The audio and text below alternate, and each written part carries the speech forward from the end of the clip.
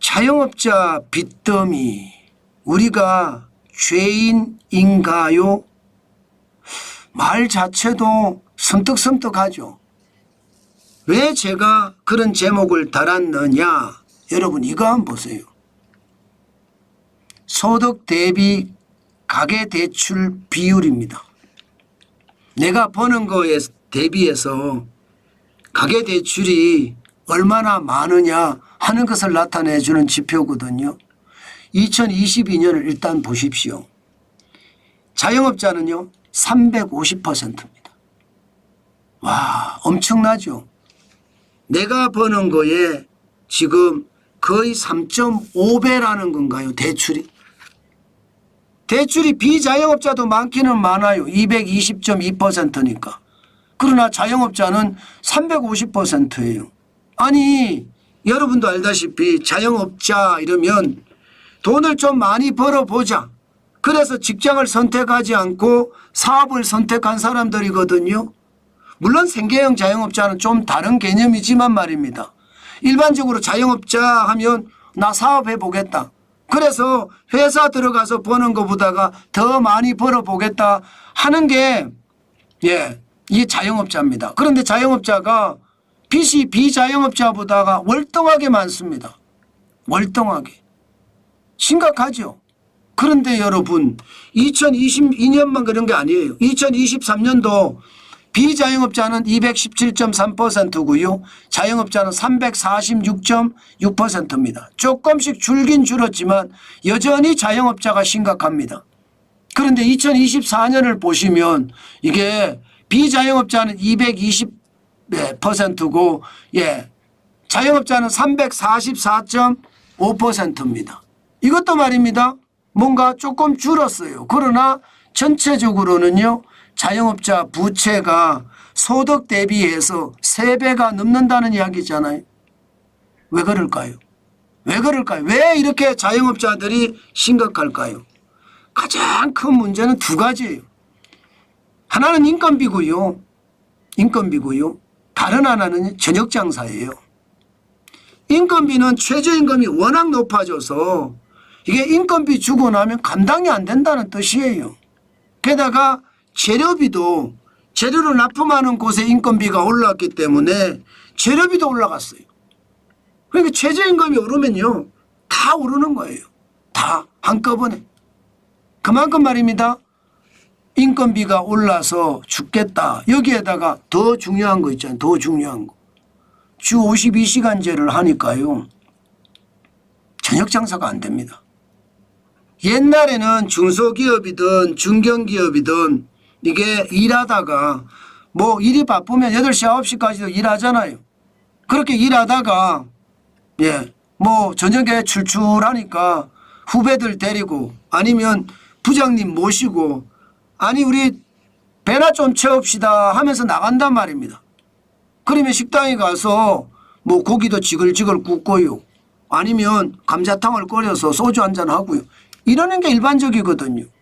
이게 이제 저녁 장사의 근본이 됐습니다.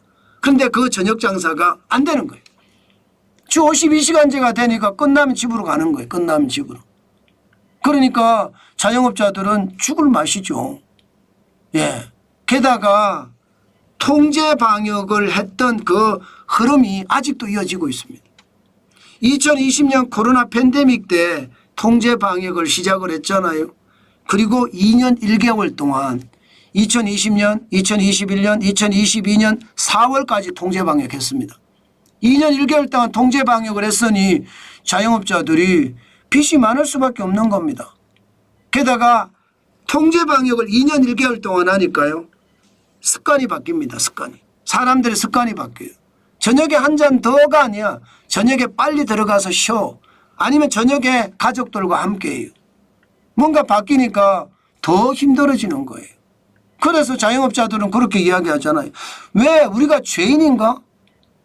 아니 우리 죄인도 아닌데 왜 우리한테만 이런 시련을 주냐 이렇게 이야기합니다. 사실 자영업자만 이런 것은 아니거든요. 중소기업도 똑같고요. 중견기업도 똑같고 사실상 대기업도 똑같습니다. 그 정도로 말입니다. 옛날하고는 완전히 다른 문화가 지금 만들어지고 있습니다. 그래서 지금 자영업자들의 이 부채 비율이라고 해야 되나요? 가계대출 비율은 계속 올라갈 수밖에 없습니다. 심각하죠. 이거 한번 보십시오. 이걸 보면 저는 제일 심각하다고 보는데 2022년입니다. 소득 대비 가계대출 비율을 보면요. 이게 심각합니다. 소득 대비 가계대출 비율 전체를 다 한 거거든요. 2022년에 236.6%잖아요. 2023년에 233.9%였습니다. 그런데 2024년은 235.9%. 1년 사이에 다시 2%포인트가 올라갔습니다. 결국 말입니다. 자영업자든 아니면 비자영업자든 소득 대비 지금 가계대출이 계속 늘어난다는 이야기인가요? 저는 이게 결국 말입니다. 자영업자들에게는 최악의 상황이 된다는 뜻입니다. 다시 늘어나니까. 문제는 올해잖아요. 올해. 2025년은 좋아야 되잖아요. 그런데 2025년도 상황이 좋지 않아요. 일단 말입니다.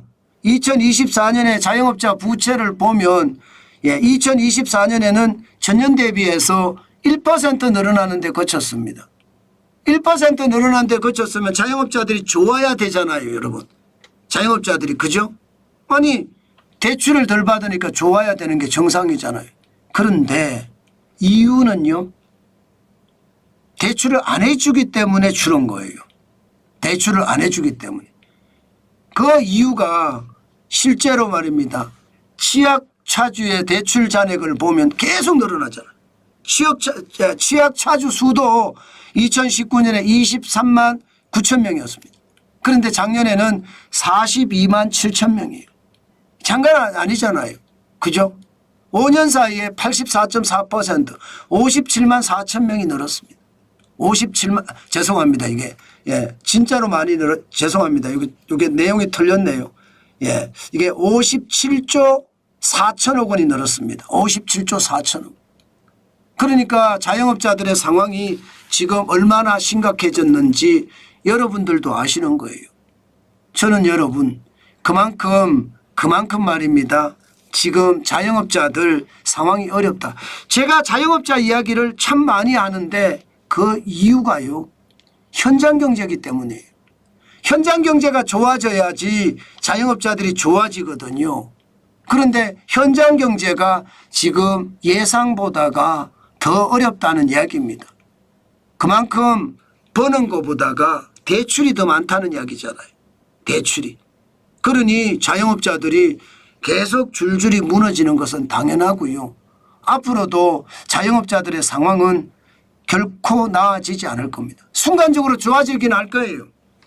순간적으로. 어느 대통령이 되더라도 돈 뿌리는 것을 하니까.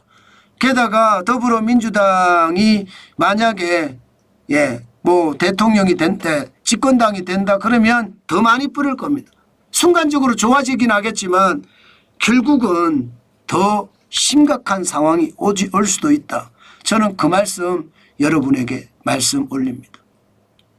참 안타까운 게 현실인데 자영업자들은요. 진짜 죽어라 한다. 그 말이 틀린 말이 아닌 것 같습니다.